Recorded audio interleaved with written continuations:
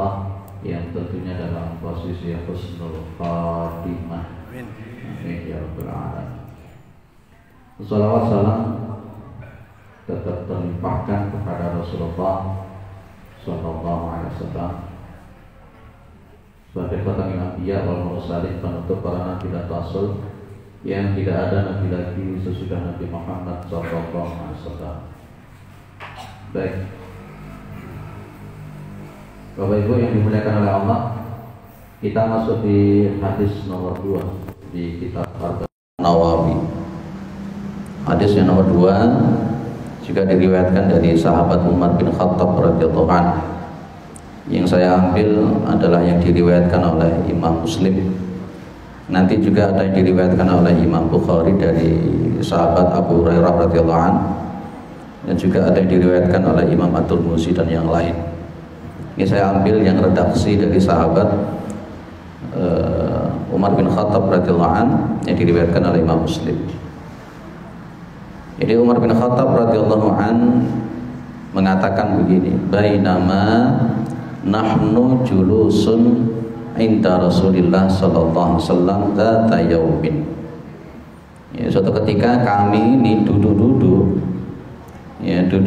inda Rasulillah sallallahu alaihi wasallam, di sisi Rasulullah sallallahu alaihi wasallam, dzata yaumin, pada suatu hari. Jadi Rasulullah dan para sahabat itu sedang duduk-duduk. Apa dalam bahasa kita apa namanya? Jagongan ya. Tapi jagongan kita sama Nabi sama sahabat itu beda. Kalau jagongannya Nabi sahabat itu penuh hikmah, penuh ilmu. Ya, tapi kalau jagongan kita ini ngopi rasan-rasan gitu ya, tidak bermanfaat gitu ya. Pada dasarnya kita boleh duduk-duduk itu, ngomong-ngomong itu boleh ya. Tapi jangan sampai kemudian duduk-duduk kita, jagongan kita itu malah terisi dengan sesuatu yang bersifat maksiat yang tidak benar, apalagi tidak bermanfaat. Nah, pas ketika Rasulullah dan para sahabat itu sedang duduk-duduk begitu kan, suatu hari ittala'a alaina rajulun, tiba-tiba muncul seorang laki-laki. Enak-enak jagongan, tiba-tiba muncul seorang laki-laki. Yang laki-laki ini syadidu bayati thiyabi, ya, sangat putih warna bajunya, putih bersih, bajunya bersih putih rapi betul. Syadidu sawati sya'ri, rambutnya itu warnanya sangat hitam rapi betul. Baju rambutnya itu rapi. La yura alaihi atharus safari, dan tidak terlihat pada diri orang laki-laki itu atharus safari, ya bekas-bekas dia itu melakukan safar. Wala ya'rifuhu minna ahadun, dan tidak ada satupun di antara kami yang kenal dengan orang tersebut. Ini nanti ternyata adalah malaikat Jibril. Jadi laki-laki ini kalau kita lihat di endingnya hadis ini, yang di paling bawah itu kalau jenengan lihat di sini, fa innahu Jibrilu atakum yu'allimukum dinakum. Jadi sesungguhnya dia itu Jibril yang datang kepada kalian, yang mengajarkan kepada kalian itu agama kalian. Ini malaikat Jibril, Pak. Jadi tidak ada satupun orang yang ngerti laki-laki yang muncul di hadapan Nabi itu, yang warna bajunya putih bersih rapi, rambutnya hitam bersih rapi, tidak ada satupun yang kenal. Kalau di sini bisa kita ambil bahwa malaikat itu bisa tasyakul. Tasyakul itu artinya malaikat itu bisa berbentuk apapun yang diinginkan oleh Allah dengan izin Allah Subhanahu wa ta'ala. Malaikat itu bisa berbentuk yang diinginkan. Di antaranya pada hadis ini malaikat Jibril itu berbentuk seorang laki-laki yang ganteng, yang rapi, yang bersih. Itu malaikat Jibril. Tapi jenengan tidak usah kepingin ketemu malaikat dengan wirid-wirid tertentu, tidak usah. tanpa wiritan tertentu nanti jenengan pasti ketemu malaikat nanti. Dan sewaktu-waktu itu nanti pasti ketemu malaikat jenengan. Namanya malaikat Israel. Kapan ketemu malaikat Israel? Ya tidak tahu kita. Idza jaa ajaluhum la yastakhiruna sa'atan wa la yastaqdimun. Itu kalau ajalnya manusia itu datang, dia tidak dimajukan ataupun dimundurkan. Kemudian malaikat Jibril ini yang berbentuk laki-laki ini tadi, hatta jalasa ilan Nabi sallallahu alaihi wasallam, sampai dia itu datang duduk ya di depan Nabi Muhammad sallallahu alaihi wasallam. Fa asnada rukbataihi ila rukbataihi, maka dia menyandarkan kedua lututnya ke lutut Nabi Muhammad sallallahu alaihi wasallam. Jadi duduknya bersimpuh. Duduknya bersimpuh, tidak bersila seperti ini, bersimpuh. Dan kemudian wa wada'a kaffaihi ala fakhidaihi, dan dia meletakkan kedua tangannya di kedua pahanya. Jadi duduknya seorang yang tawadhu, yang rendah hati di hadapan Nabi Muhammad SAW. Duduknya itu tidak begijakan gitu. Duduknya betul-betul di hadapan Nabi, santun gitu ya. Makanya para sahabat yang lain pun niru malaikat Jibril ini, kalau duduk di hadapan Nabi itu duduknya sopan gitu duduknya. Bahkan tidak ada satupun sahabat Nabi Muhammad itu kalau duduk di hadapan Nabi itu menelunjukkan kakinya, tidak ada.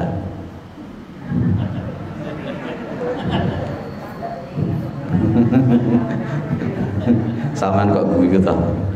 Tidak ada ya. Dan halakohnya Nabi Muhammad SAW itu mesti bunter gitu ya. Ini kalau Nabi Muhammad itu ngeliling begini dekat sama Nabi. Ya, tafassahu fil majalis, itu ngerapat semakin dekat kepada Nabi. Enggak kerendil-kerendil seperti sekarang ini. Baik. Nanti akan kita bahas di adab dalam posisi faedah yang pertama. Nah, setelah itu ini malaikat Jibril kemudian berkata, waqala ya Muhammad, wahai Muhammad. Malaikat Jibril kalau manggil Nabi Muhammad itu ya Muhammad, langsung ya Muhammad akhbirni anil Islam, beritahu kepadaku tentang masalah Islam. Islam itu yang kayak apa? Islam itu yang bagaimana?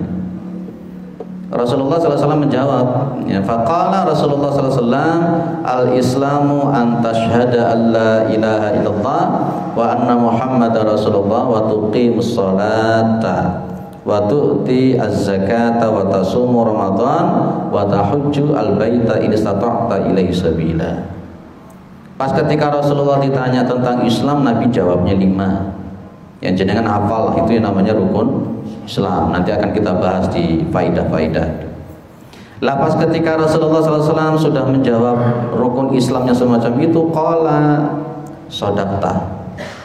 Qala sodakta. Lah kok takon dijawab, dia ngomong sodakta, kamu bener. Kan aneh ya. Ini yang membuat para sahabat pun bertanya-tanya. Dia tanya, dijawab kok mengatakan kamu bener gitu. Kemudian malaikat Jibril ini bertanya tentang apa? Fa'akhbirni anil iman. Fa'ajibna lahu yas'aluhu wa yusaddiquhu. Maka kami heran, dia bertanya tapi dia juga membenarkan jawabannya. Kemudian dia bertanya tentang yang kedua, yakni fa'akhbirni anil iman. Malaikat Jibril ini tanya kepada Nabi tentang masalah iman. Jawabannya Nabi ada 6. Antu'mina billahi wa malaikatihi wa kutubihi wa rusulihi wal yaumil akhir wa tu'minu bil qadari khairihi wa syarrihi. Ada 6 rukun iman. Jenengan juga hafal rukun iman.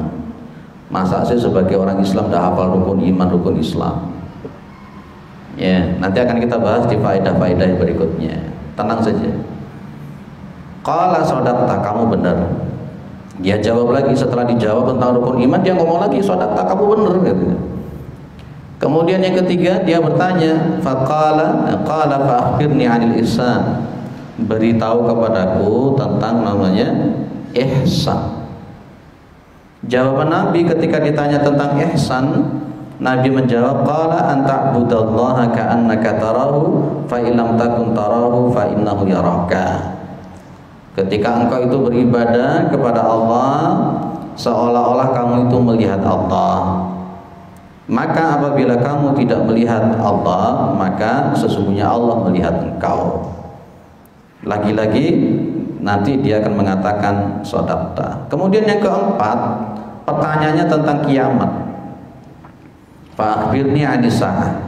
Beri kabar kepadaku tentang hari kiamat. Nabi ngomong, qala mal mas'ul anha bi'a'lama minas sa'il. Yang ditanya itu juga yang ditanya itu tentang masalah kiamat itu tidak lebih tahu daripada orang yang bertanya. Sing takon yo ora ro, sing ditakoni yo ora ngerti. Padha-padha ndak ngerti tentang kapan hari kiamat itu ada. Nah, cuman Nabi kemudian memberikan ciri-ciri atau tanda-tanda. Di antaranya antalidal ammatu rabbataha wa antara al-khufata al-urata al-'adata ri'a asya'i yatatawwaluna fil bunyan dan seterusnya. Baik, kita bahas satu persatu ya. Mudah-mudahan bisa singkat, padat, jelas, kemudian kita nanti diskusikan. Al-ula dalla al-haditsu ala ba'di adabi talibil ilmi. Ya, hadis menunjukkan atas sebagian etika adab orang-orang yang mencari ilmu. Mungkin yang kemarin ngaji di Manarul Islam sempat mengikuti kajian saya tentang adab talibil ilmi dalam kitab Sahih Adab Islamiyah. Ya, saya sampaikan kemarin ada 7 macam itu. Hadis ini menerangkan diantaranya tentang adab. Adabnya orang yang mencari ilmu. Fa min dzalika yanbaghi li talibil ilmi ayyuhsina al-julusa. Nah ini coba. Ayyuhsina al-julusa baina yaday al-alimi ala hay'atit tawaddu'i. Di antara adabnya orang yang mencari ilmu itu, Pak, Ibu, ayyuhsina al-julusa. Dia memperbagus cara duduknya. Memperbagus cara duduknya di mana baina yaday al-alimi ala hay'ati tawaddu. Dia memperbagus cara duduknya di depan orang yang alim yang mengajarkan dia ala hay'ati tawaddu, dalam keadaan posisi bertawadhu. Ya, makanya tadi saya katakan sahabat Nabi itu kalau di hadapan Nabi, kalau duduk majelis itu Masya Allah duduknya itu sopan gitu. Nabi sendiri pun menjaga kesopanan di hadapan para sahabat. Di sini nanti akan ada muncul juga ya. Wa alla yasi'a al-adaba ma'a syaikhihi, dan dia tidak memberikan adab yang buruk bersama syekhnya yang mengajarkan. Cara duduknya yang baik. Kalau malaikat Jibril ini tadi mengajarkan kepada kita cara duduk di hadapan orang alim yang mengajarkan itu, dia dengan duduk bersimpuh mendekat kepada siapa? Mendekat kepada syekhnya. Makanya betul kalau jenengan mengamati hadis-hadis Rasulullah SAW itu kalau ada halaqah, namanya saja halaqah. Halaqah itu kan artinya bunder gitu ya. Halaqah itu kan artinya bulat. Maka kalau pada zaman Nabi halaqah itu bulat. Jadi mendekat pada Nabi, duduknya sopan, duduknya nyantai. Makanya tadi saya katakan tidak ada satupun sahabat itu kalau diduduk di depan Nabi itu sambil menelojorkan kakinya itu tidak ono. Tidak ada. Tidak ono para sahabat itu kalau umpamanya pas majelis semacam ini senden, nelojornya sikil ambil merem-merem maru pemane turu. Tidak enak, tidak ono. Tidak ada. Apalagi kalau Jumatan. Ya, kalau pada waktu Jumatan itu tidak ada para sahabat itu yang tidur itu, apalagi sengaja untuk tidur. Betul. Sampai Nabi memberikan wejangan. Kalau pas ketika Jumatan gitu kan, kalau merasa ngantuk, gitu kan, maka dia merubah posisi atau pindah posisi supaya tidak tidur. Karena memang secara adab itu ono wong ngomong, ada orang ngasih materi kemudian tidur itu sudah tidak etis belas. Tidak etis belas. Apa mana ngecepret dewi-dewi. Tidak ada etis. Termasuk pas ketika kita ini ngisi kajian, kemudian yang audien itu membaca Al-Quran. Kita menerangkan, dia membaca Al-Quran itu juga tidak benar, tidak betul. Ya, jadi itu kalau memang ingin membaca Al-Quran lebih baik tidak di majelis itu, cara duduk yang baik dan sebagainya. Ini malaikat Jibril. Malaikat Jibril itu memberikan contoh yang luar biasa, padahal dia adalah seorang malaikat. Maka posisinya kemarin yang tadi itu saya katakan di akhir hadis itu ada kalimat fa innahu Jibrilu atakum yu'allimukum dinakum. Dia itu adalah malaikat Jibril yang datang kepada kalian untuk mengajarkan kepada kalian itu agama, termasuk bagaimana adabnya di hadapan seorang alim. Gitu, Pak. Namanya memang konteksnya kita ini mendapatkan keilmuan, mendapatkan ngerti mana yang benar, mana yang tidak benar itu dari orang alim itu.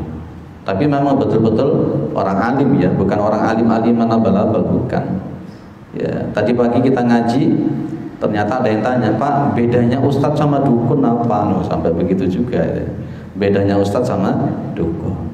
Baik, wa alla yas'i'a al-adaba ma'a syaikhihi bi qaulin aw fi'lin aw hayatin. Jadi pas ketika di hadapan ahli ilmu, dia ngaji di depan ahli ilmu, dia itu jangan sampai su'ul adab. Baik itu bi qaulin dengan ucapannya, ya, aw fi'lin atau perbuatannya, atau aw hayatin atau termasuk tingkah lakunya itu. Jangan sampai su'ul adab. Kalau kita bawa sekarang itu, kalau mungkin jenengan jadi guru ya. Kalau jenengan jadi guru itu luar biasa Pak. Murid-murid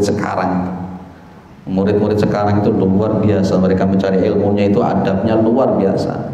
Luar biasa pokoknya bis. Sampai guru ini dirwangkul, guru ini ditantang gelut barang ya. Ya, meja ini guru ini dilunggui karo bokongin. Masya Allah anak sekarang itu begitu. Baik ya, wa yurahi ma'adzalika atajammula wa tahsina thiyabi wa nadhafata indal ulama'i wal fudala. Loh, ini menarik juga. Dan dia menjaga bersama yang demikian itu apa? Atajammul. Atajammul itu memperindah diri, mempercantik diri. Wa tahsina thiyabi, memperbagus bajunya, bagus bajunya. Wa nadzafah indal ulama, dia bersih di sisi seorang ulama atau al-fudhala, orang-orang yang ahli fadilah. Ini masya Allah. Yang dicontohkan malaikat Jibril tadi apa Bapak? Etikanya di sini coba. Syadidu bayadis thiyabi. Malaikat Jibril itu datang dengan syadidu bayad. Bayad itu putih, ya putih. Athiyab itu pakaian. Mengajarkan adab dengan berpakaian. Pas ketika mendatangi Nabi Muhammad SAW, seorang alim, seorang syekh, malaikat Jibril mendatangi dengan baju yang putih, bersih, rapi. Kemudian apa? Itu syadidu syawati sya'ri, hitam, benar-benar hitam rambutnya. Jadi bajunya rapi, rambutnya rapi, dan seterusnya. Inilah yang kita kemudian sebut dengan apa? At-tajammul wa tahsinat thiyab wa nadhafah inda ulama'i wal fudhala. Jadi betul-betul mentakdimkan, memuliakan alim, memuliakan ulama. Seorang alim, seorang syekh yang saleh memang tidak boleh untuk minta dihormati, tidak boleh. Sama-sama saling menghargai. Yang mencari ilmu kepada sang syekh itu juga punya adab. Sang syekh pun juga pas ketika menyampaikan keilmuan itu harus juga sama-sama punya adab. Nabi Muhammad dengan malaikat Jibril sama-sama duduk bersimpuh, berhadapan-hadapan. Nabi Muhammad menjaga etikanya, kemudian malaikat Jibril pun menjaga etikanya. Di sini antara alim dengan muta'alim, antara orang yang alim yang mengajarkan dengan yang belajar, sama-sama menjaga etikanya, sama-sama menjaga etikanya. Itulah majelis. Yang disitulah yang mudah-mudahan nanti keberkahan itu akan turun di situ. Makanya kemudian kalau di dalam hadis yang pertama kemarin itu kan innamal a'malu binniyat wa innamal likulli imri'in ma nawa. Ada orang datang ke majelis taklim itu niatnya bukan mencari ilmu.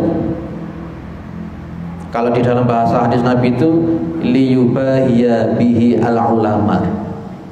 Dia mencari keilmuan, tapi pas ketika datang ke majelis taklim niatnya bukan untuk mencari ilmu, tapi untuk liyubahiya bihi al-ulama. Kawin debat ulama, memalukan ulama. Makanya nanti ada macam-macam pertanyaan, Pak. Di majelis taklim itu kalau kita bagi ada model-model pertanyaan. Ada orang yang bertanya itu memang betul-betul dia itu tidak ngerti, betul-betul tidak paham dia bertanya.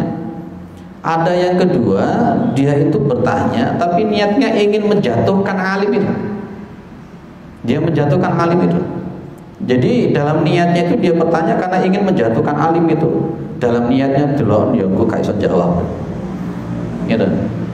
Model pertanyaan yang ketiga, adanya kesombongan karena ingin menunjukkan kepada yang lain bahwa dirinya tahu, ngerti. Dan kemudian yang keempat, ini dilakukan oleh malaikat Jibril ini, dia bertanya dalam rangka untuk mengajarkan orang-orang di sekelilingnya. Itu yang nomor 4. Jarang untuk yang nomor 4. Ya, tapi yang buahnya itu yang seringkali itu datang bertanya, berdiskusi dalam rangka ingin menjatuhkan yang alim itu. Kalau malaikat Jibril tidak, etika, duduknya sopan, pakaiannya sopan, penampilannya sopan, bertanyanya pun dengan cara-cara yang sopan. Maka di antara etikanya itu kalau mau keluar dari majelis, angkat tangan, seret, keluar. Tidak bertanya sebelum diberikan kesempatan bertanya. Itu kan di antaranya begitu. Kadang-kadang kita belum ngomong selesai langsung nyaut. Nah, itu juga tidak sesuai dengan adabnya alim ta'alim. Baik. Clear ya Pak? Fa inna Jibril alaihissalam ata mualliman linnasi bihalihi wa maqalihi. Ini benar ya. Jadi sesungguhnya malaikat Jibril itu datang mualliman dalam rangka mengajarkan. Dalam rangka mengajarkan linnasi kepada para sahabat, kepada manusia bihalihi wa maqalihi, baik ucapannya ataupun tingkah lakunya. Gitu ya, para jamaah yang dimuliakan oleh Allah. Maka posisinya paling bawah, saya singkat saja. La yanalu al-ilma mustahiyun au mustakbirun. Tidak akan dapat faedah ilmu orang-orang yang malu. Malu apa? Malu datang ke majelis taklim, malu untuk bertanya. Karena konteksnya fas'alu ahla dzikri in kuntum la ta'lamun, dan tidak akan mendapatkan ilmu orang yang sombong. Nah, disinilah saya seringkali mengatakan, Pak, mohon maaf, kalau saya ngisi kajian, terutama yang hubungannya dengan masalah fikih, itu saya selalu mengatakan letakkan bendera. Boleh tidak saya ngomong begitu? Itu setiap kali kalau saya ngisi pengajian, kalau berkenaan dengan masalah fikih, saya bilang letakkan benderanya dulu. Yang NU letakkan NU-nya dulu. Yang Muhammadiyah letakkan Muhammadiyahnya dulu. Yang Salafi letakkan Salafinya dulu. Netral di situ Al-Quran dan Sunnah, bagaimana istinbatul ahkam, bagaimana ijtihad, bagaimana istidlal, sehingga terbuka. Kalau umpamanya bendera itu yang secara fanatis kemudian dibawa ke majelis taklim, begitu ada orang yang memberikan sesuatu yang sedikit berbeda, nanti yang berbicara itu benderanya. Loh, aku orang ngono ya pahami. Nah, itu akhirnya muncul begitu. Dan akhirnya muncul kemudian akan posisinya merendahkan, si pinter ustadku, si alim ustadku, itu ustad subhat, itu ustadku itu ustad subhat. Muncul begitu akhirnya penolakan. Itu jangan seperti itu. Nah, inilah makanya konteksnya ada mustakbirun, ada mustahiyun. Ada orang yang malu dan ada orang yang sombong. Kalau berbicara tentang masalah fikih itu memang nanti akan muncul berbagai macam perbedaan. Contoh, nanti ada Ustadz A itu kalau memberikan fatwanya dari satu referensi, kalau untuk tahiyat itu tangannya kudu gini. Ya, akhirnya kemudian dia tidak memberikan referensi yang lain. Bagaimana ijtihadnya Imam Syafi'i, Imam Hambali, Imam Hanafi dan lain-lain yang tidak menyuruh untuk menggerak-gerakkan juga. Jadi maka katanya manakan di sini posisinya orang yang alim itu harus secara netral untuk memberikan bagaimana ijtihad yang semacam ini, bagaimana istinbat seperti ini, supaya makmum itu punya wawasan yang luas dan tidak digiring pada doktrin tertentu. Ya, maka itulah fikih ikhtilaf. Ini belum dikaji fikih ikhtilaf ya di sini Pak ya. Belum ya, fikih ikhtilaf belum dikaji. Baik, kita lanjutkan yang kedua. Arsyada al-haditsu ila ba'di adabil alim ma'a talamiti. Hadis menunjukkan ya, memberikan petunjuk, menerangkan ila ba'di adabil alim ma'a talamiti. Adabnya orang yang alim terhadap murid-muridnya atau audiennya. Yang kalau tadi tentang adabnya orang yang mencari ilmu, sekarang di dalam hadis ini pun juga diterangkan adabnya orang yang alim. Jadi ada alim, ada muta'allim. Itu beda ya. Kalau alim itu berarti yang mengajar, orang alim. Ada muta'allim, itu yang belajar. Kalau pada posisi majelis semacam ini, saya disebut alim, nah audien ini disebut dengan muta'allim. Lah, antara alim dengan muta'allim yang memberikan materi dan yang mendengarkan materi itu sama-sama punya adab, punya etika. Etikanya orang yang ngajar, etikanya muta'allim, etikanya pemateri itu apa? Fayam bagi lil alim ayyatawaddu'a wa yahlima 'ala sa'il. Supaya orang yang alim yang mengajarkan tadi itu punya rendah hati, tawadhu. Contohnya itu Imam Malik, Pak. Imam Malik itu ditanya 10 pertanyaan. Imam Malik gitu ya. Imam Malik disuruh menjawab 10 pertanyaan. Ternyata Imam Malik menjawabnya cuma 2. Sementara yang 8 Imam Malik mengatakan la a'rif, saya tidak tahu. Ini menarik Pak. Seorang Imam Malik mujtahid mutlak yang ilmunya luar biasa, ditanya 10 pertanyaan, beliau menjawab yang 2. Dan beliau secara jujur mengakui yang 8 tidak bisa jawab. Nah inilah adab.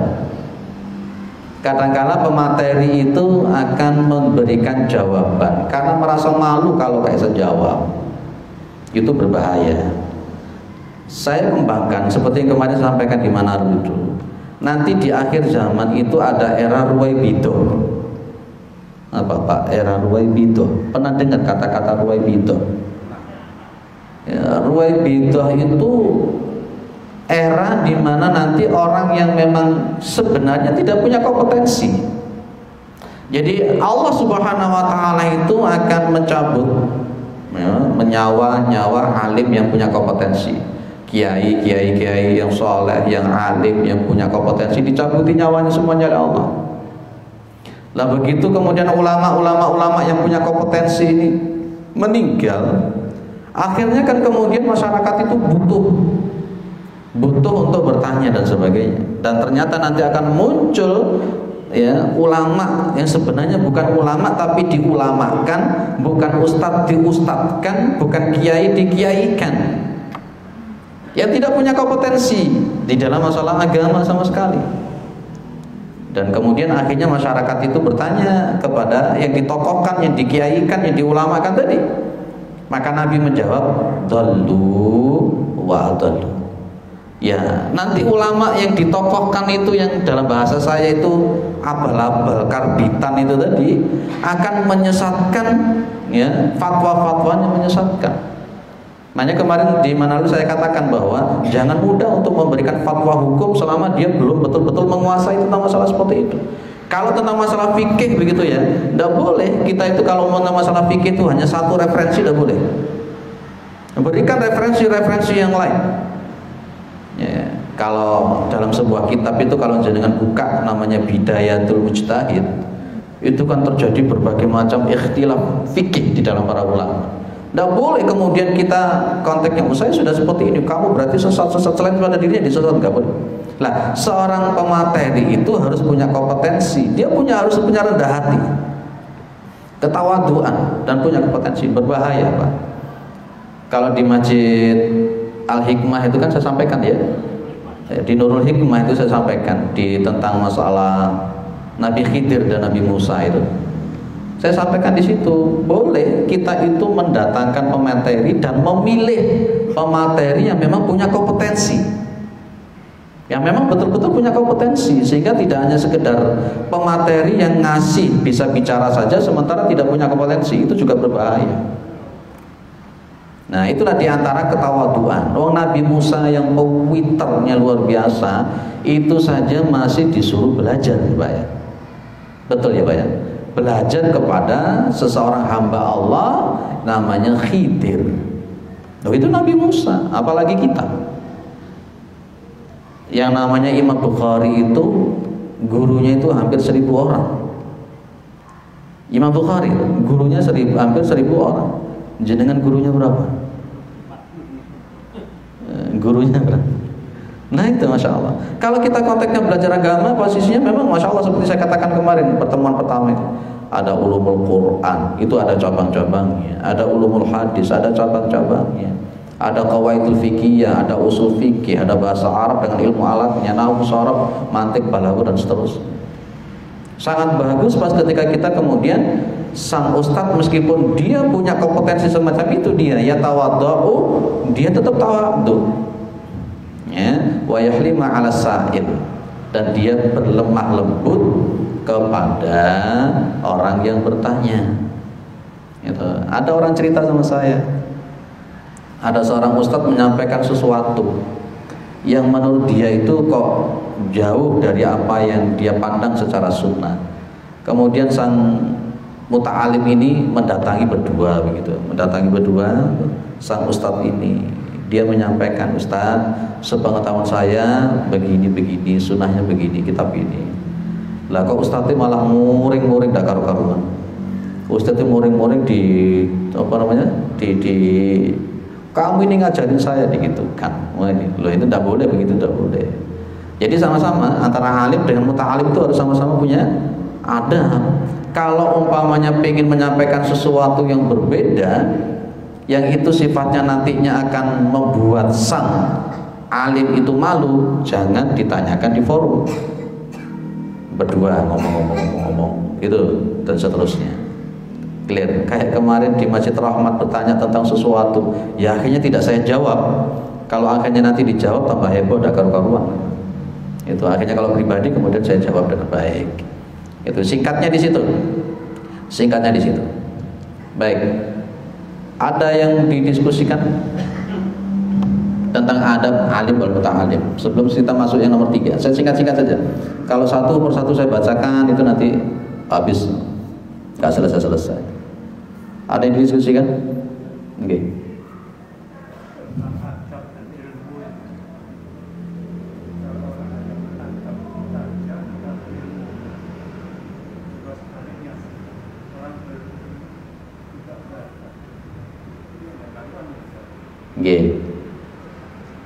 Jadi begini Bapak yang dimuliakan oleh Allah, Islam itu mengerucut kepada 3 hal.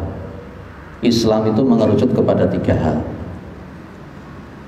Ada akidah, ada ibadah, ada akhlak.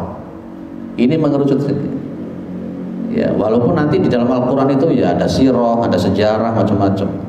Tapi saya ingin mengerucut yang 3 ini aja dulu lah. Ya, nanti masalah sirah, masalah apa itu akidah. Islam itu ya akidah. Nanti akan kita bahas di sini dengan poin yang fa'akhbirni anil iman itu. Akidah yang benar itu yang kayak apa. Kemudian ibadah. Ibadah itu berarti posisi bagaimana kita menyembah kepada Allah, ya ibadah yang kita paham. Kemudian yang ketiga adalah akal. 3-tiganya ini harus ada. Kalau jenengan membuka di kitab Al-Wafi Syarah Arba'in An-Nawawi, nanti akan kita bahas juga di pertemuan keberapa begitu.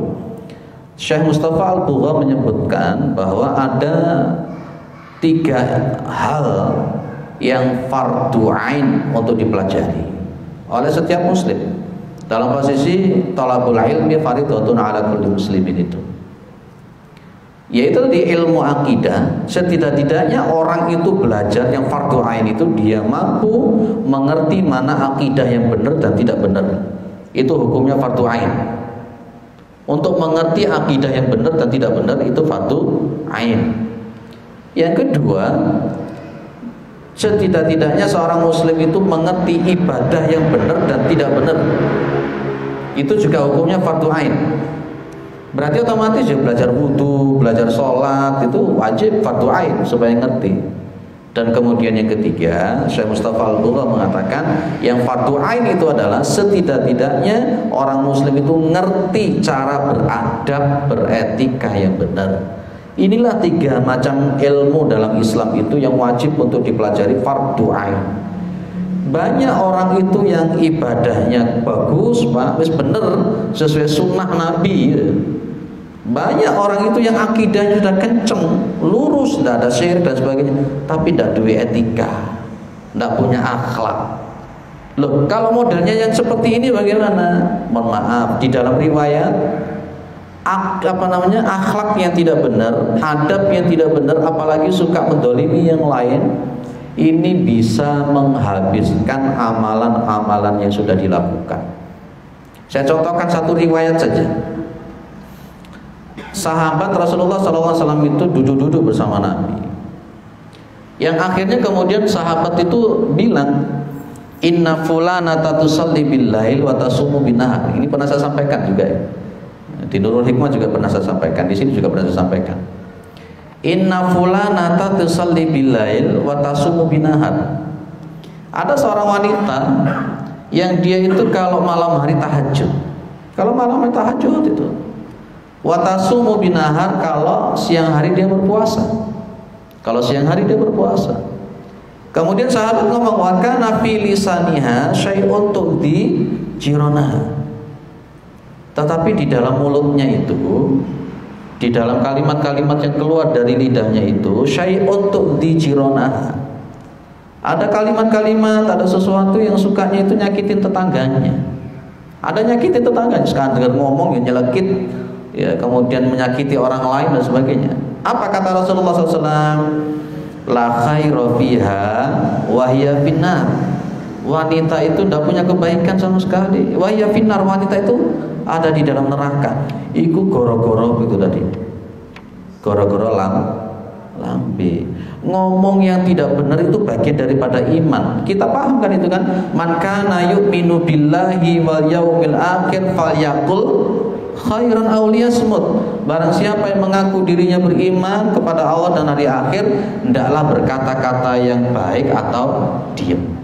Itu memang jadi gitu. Ada orang itu akhlaknya bagus, Pak, tapi tidak punya ilmu. Ya akeh, banyak. Ada orang itu punya adab, kemudian punya akidah yang lurus, tapi cara ibadahnya juga gak benar. Jadi makanya posisinya Bapak Ibu, akidah, ibadah, akhlak itu menjadi satu kesatuan yang harus utuh pada diri kita. Walaupun kita memang namanya proses, Pak, langsung sempurna ya udah iso bim salabim abrakadabra ya ora. Kita manusia juga butuh proses untuk belajar. Maka dari situlah kalau di mana-mana itu saya mesti ngomong kepada takmir, minimal di satu masjid itu kajiannya 3 ini harus ada. Di sebuah masjid itu minimal 3 ini harus ada. Kajian tentang tauhid, kajian tentang akhlak, dan kajian tentang masalah fikih ibadah itu harus ada. Dengan cara yang komprehensif. Komprehensif yang bagaimana? Membuka wawasan para jamaah, tidak pada satu tempurung tertentu. Itu ya. Gitu Pak, jawaban saya panjang lebar. Ada yang lain? Oke. Masalah majelis